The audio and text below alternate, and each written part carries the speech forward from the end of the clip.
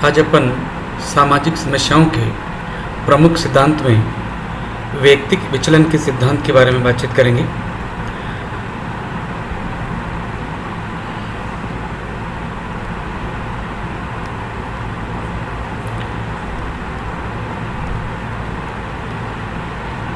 Theory of personal aviation, वैयक्तिक विचलन का सिद्धांत। वैयक्तिक विचलन के सिद्धांत के अंतर्गत उन व्यक्तियों की प्रेरणाओं, व्यवहार एवं क्रियाविधि का वैज्ञानिक एवं तथ्यपरक अध्ययन किया जाता है, जिनके कारण सामाजिक समस्याओं का जन्म होता है। विपथगमन से संबंधित व्यक्ति समाज में समस्याओं को जन्म देने में महती भूमिका का निर्वहन करते हैं। मार्शल बी क्लिनार्ड विपथगामी व्यवहार को परिभाषित करते हुए लिखते हैं कि विपथगामी व्यवहार समूह के मानदंडों एवं आदर्श मानकों का उल्लंघन ही है। विपथगामी व्यवहार एक ऐसा व्यवहार है जो एक विशिष्ट प्रकार से निर्धारित होता है। समाज इस व्यवहार के प्रति प्रतिक्रिया व्यक्त करता है। वह प्रतिक्रिया जिसमें समाज के मानक एवं आदर्शों का उल्लंघन करने वालों को विशिष्ट दंड दिया जाता है। विपथगामी व्यवहार के अध्ययन में महत्वपूर्ण आयाम है। यहाँ पर यह लिखना समीचीन होगा कि विपथगमन व्यवहार के अंतर्गत केवल उन्हीं व्यवहारों को सम्मिलित किया जाता है जो समाज द्वारा पूर्णतः अस्वीकृत तथा अमान्य हो एवं जो किसी समूह अथवा समुदाय की सहनशीलता की सीमा का उल्लंघन कर जाते हैं। इस प्रकार के व्यवहारों के अंतर्गत वेश्यावृत्ति, अपराध, मद्यपान, मादक दवाइयों का सेवन, मानसिक विकृतियाँ, अस्पृश्यता, महिलाओं पर अत्याचार इत्यादि को सम्मिलित किया जा सकता है। वॉल्टर बी मिलर विपथगामी व्यवहार को समाजीकरण की प्रक्रिया के अंतर्गत सीखा गया वह व्यवहार मानते हैं।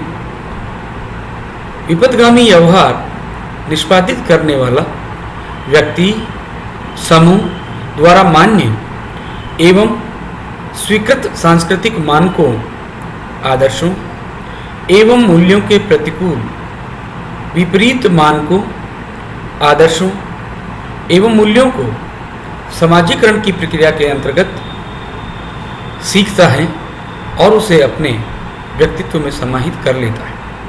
मिलर का मत है कि निम्न श्रेणी के लोगों को समाज सम्मत आदर्शों के अनुरूप जीवन व्यापन करने के अवसर उपलब्ध नहीं हो पाते हैं, इसलिए ये लोग आपराधिक विकल्पों का सहारा लेते हैं। डेविड मार्जा मिलर ने इस मत से पूर्णतः असहमत हैं कि जब कोई भी व्यक्ति समाज में विपथगामी व्यवहार इसलिए करता है कि वह समाज द्वारा मान्य एवं स्वीकृत नियमों की पालना करने में असमर्थ हो जाता है तथा इन नियमों के पालन में असफल भी हो जाता है। विपथगामी व्यवहार करने वाले वे लोग होते हैं जिनका समाज के समस्त मानदंडों के अनुरूप समाजीकरण नहीं होता है, अर्थात समाज के अंतर्गत अपने जीवन व्यापन हेतु या सामाजिक व्यवस्था को चलाने हेतु कुछ नियम स्थापित हैं और जब व्यक्ति उन स्थापित नियमों की अवहेलना या उनके विपरीत दिशा में जब कोई कार्य करता है तो वह समाज में विपथगामी व्यवहार कहलाता है। सामाजिक समस्याओं से संबंधित उपर्युक्त वर्णित चारों सिद्धांत एक विशिष्ट दृष्टिकोण से तथा विशिष्ट परिप्रेक्ष्य के अंतर्गत किसी भी सामाजिक समस्या को समझने एवं समझाने का प्रयास करते हैं, क्योंकि प्रत्येक सामाजिक समस्या की उत्पत्ति के विशिष्ट कारण एवं कारक होते हैं। वस्तुतः किसी भी सामाजिक समस्या की उत्पत्ति के अनेक कारक एवं कारण हो सकते हैं। प्रत्येक सामाजिक समस्या अन्य सामाजिक समस्याओं से अंतर संबंधित एवं एक विशिष्ट संरचनात्मक ताने बाने में गुथी हुई होती हैं। परंतु इतना तो स्पष्ट है कि प्रत्येक सामाजिक समस्या की उत्पत्ति समाज से ही होती है। सामाजिक समस्याओं का समाधान। सामाजिक समस्याओं के संदर्भ में यह प्रश्न इनके निवारण से संबंधित है। इन समस्याओं का निवारण किस प्रकार किया जा सकता है तथा क्या इन सामाजिक समस्याओं का हल संभव है? इस प्रश्न के प्रत्युत्तर में सकारात्मक दृष्टिकोण को अपनाया जा सकता है। सामाजिक समस्याओं के इतिहास पर विहंगम दृष्टि डालने से हमें पता चलता है कि समाज की आवश्यकताओं की पूर्ति, स्थायित्व एवं संतुलन बनाए रखने के लिए भिन्न भिन्न समाजों ने अपनी अपनी सामाजिक समस्याओं को तथा संभव हल करने का प्रयास किया है। किसी भी सामाजिक समस्या का हल सामाजिक समस्या की प्रकृति और तीव्रता पर निर्भर करता है।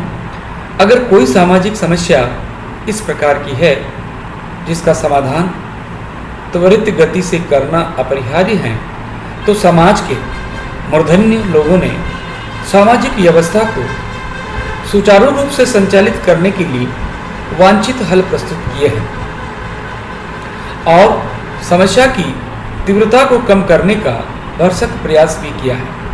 परंतु समाज में उन साधनों की कमी अवश्य देखी जा सकती है जो समस्या को पूर्ण रूपेण निस्तारण करने में सहायक सिद्ध हो सकते हैं। सामाजिक समस्याओं के समाधान हेतु निम्नांकित 3 दृष्टिकोण प्रस्तुत किए जा सकते हैं। पहला, बहुकारकवादी दृष्टिकोण, मल्टीपल फैक्टर पर्सपेक्टिव। क्योंकि कई बार समाज में किसी समस्या को जब हम देखते हैं तो उसके पीछे कई सारे छुपे हुए कारण हो सकते हैं। कोई एक कारण के आधार पर उस समस्या का इजाद हुआ हो, ऐसी बात नहीं है। जब समाज सामाजिक संबंधों का जाल है, यह एक अमूर्त एवं जटिल व्यवस्था है। अतः किसी भी सामाजिक परिघटना की पृष्ठभूमि में अनेक कारक निहित होते हैं। इसी तथ्य को मद्देनजर रखते हुए हम कह सकते हैं कि सामाजिक समस्याओं के मूल में अनेक कारक विद्यमान रहते हैं। बेरोजगारी, बाल विवाह, भिक्षावृत्ति, मद्यपान, छात्र असंतोष इत्यादि। सामाजिक समस्याओं के समाधान हेतु बहुकारकवादी दृष्टिकोण को अंगीकार करना चाहिए। किसी भी सामाजिक समस्या के वैज्ञानिक एवं तथ्यपरक समाधान हेतु अनेक कारकों पर बल देने के कारण इस मत को बहुकारकवादी दृष्टिकोण के नाम से अभिहित किया जा सकता है। नेक्स्ट है पारस्परिक संबंधता, इंटर रिलेशंस। सामाजिक समस्याएं परस्पर घनिष्ठ रूप से संबंधित होती हैं तथा अनेक कारण होते हैं जो एक दूसरे पर अन्योन्याश्रित हो सकते हैं। किसी भी सामाजिक समस्या का स्वतंत्र रूप से अन्य समस्याओं से संबंधित हुए बिना पृथक अस्तित्व नहीं होता। प्रत्येक सामाजिक समस्या अनेक समस्याओं का अंतर संबंधित परिणाम होती है।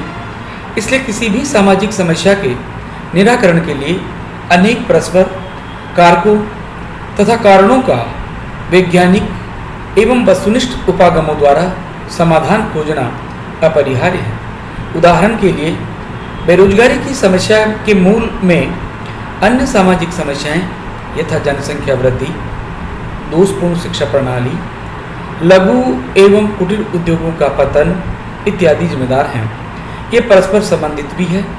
बेरोजगारी की समस्या के समाधान के लिए इसके मूल में विद्यमान अनेक समस्याओं का निराकरण करना अति आवश्यक है। थर्ड है सापेक्षिकता, रिलेटिविटी। सामाजिक समस्याएं स्थान, काल, समाज एवं संस्कृति सापेक्ष होती है। अर्थात किसी भी कारण में समाज में किसी निश्चित समय अवधि में कोई दी हुई एक क्रिया या व्यवहार सामाजिक समस्या हो सकती है। आज भारत में जिस स्थिति अथवा दशा को एक सामाजिक समस्या के रूप में स्वीकार किया जाता है, वह किसी कालावधि में एक समस्या नहीं थी। उदाहरण के लिए भूतकाल में अस्पृश्यता एवं छुआछूत एक सामाजिक समस्या नहीं मानी जाती थी, परंतु वर्तमान में इसे एक गंभीर सामाजिक समस्या के रूप में स्वीकार किया जाता है। इसी प्रकार वर्तमान में जिस स्थिति को हम एक सामाजिक समस्या मानते हैं, संभव है वही स्थिति आने वाले भविष्य में सामान्य दशा बन जाए और समाज उसे समस्या नहीं माने। ऐसे कई सारे एस्पेक्ट हैं जिनको पहले सामाजिक समस्या मानी जाती थी, किंतु आज हम उसे सामाजिक समस्या नहीं मानते हैं। और ऐसे कई कॉजेज हैं जो आज सामाजिक समस्या है, वो कालांतर में जाकर सामाजिक समस्या नहीं होगी। उपयुक्त वर्णित तीनों दृष्टिकोणों के द्वारा किसी भी सामाजिक समस्या से छुटकारा पाया जा सकता है, परंतु समस्या विहीन समाज की कल्पना करना असंभव सा प्रतीत होता है।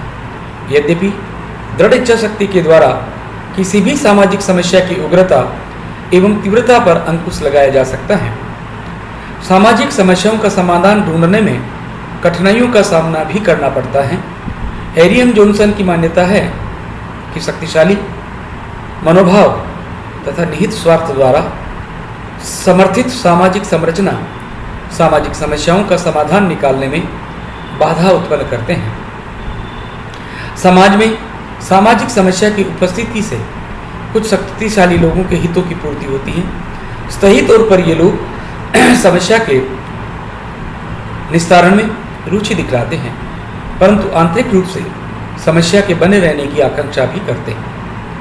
अनेक लोग दीर्घ अवधि तक किसी दशा को समस्या के रूप में स्वीकार ही नहीं करते। सामाजिक समस्याओं के अध्ययन की अपरिहार्यता। सामाजिक समस्याओं के अध्ययन के निम्नलिखित 3 प्रमुख कारण हो सकते हैं। पहला, सामाजिक समस्याओं के अध्ययन के द्वारा समाज वैज्ञानिकों की भूमिका का पता चल जाता है।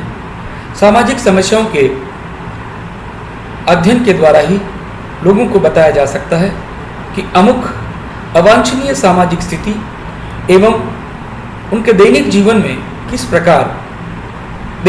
को किस प्रकार प्रभावित कर सकती है।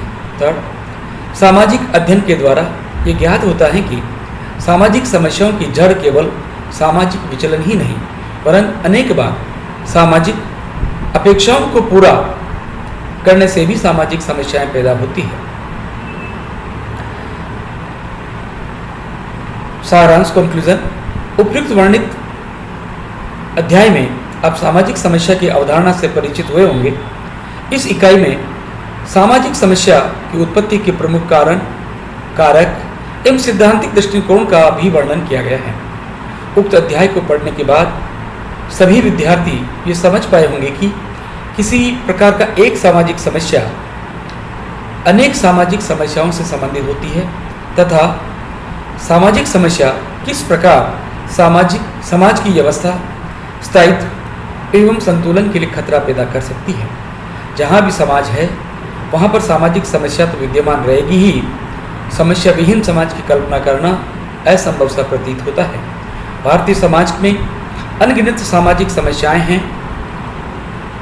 सामाजिक समस्या की प्रकृति, मूलभूत कारक एवं कारणों को समझकर इसके समाधान के लिए प्रयास किए जा सकते हैं। चूँकि समाज में समस्याएं, एक समस्या कई अन्य समस्याओं से प्रभावित होती है और दूसरी समस्याओं को भी जन्म देती है। जिस प्रकार बेरोजगारी एक समस्या है, लेकिन जब समाज में बेरोजगारी फैलती है तब दूसरी अन्य समस्याओं को भी जन्म देती है, जिसमें चोरी, अपराध, वेश्यावृत्ति, ऐसे कई सामाजिक समस्याओं का जन्म स्वतः ही हो जाता है। इसलिए समाजशास्त्रियों को चाहिए या समाज वैज्ञानिकों को चाहिए कि वह समय रहते हुए इन सामाजिक समस्याओं का समाधान करे और समाधान से समाज का विकास संभव होगा।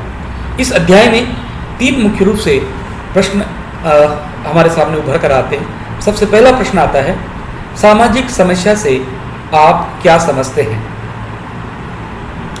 दूसरा प्रश्न हमारे सामने आता है, सामाजिक समस्या की अवधारणा को स्पष्ट कीजिए। तीसरा प्रश्न इसके अंतर्गत आता है, सामाजिक समस्या से संबंधित कोई दो सिद्धांतों का वर्णन कीजिए। इस प्रकार आप अपने इन प्रश्नों का उत्तर जो मैंने व्याख्यान दिया है उसमें, और मैं ये हार्ड कॉपी भी आपको भेज रहा हूँ, वो शायद आपको समझ में आ जाएगा। धन्यवाद।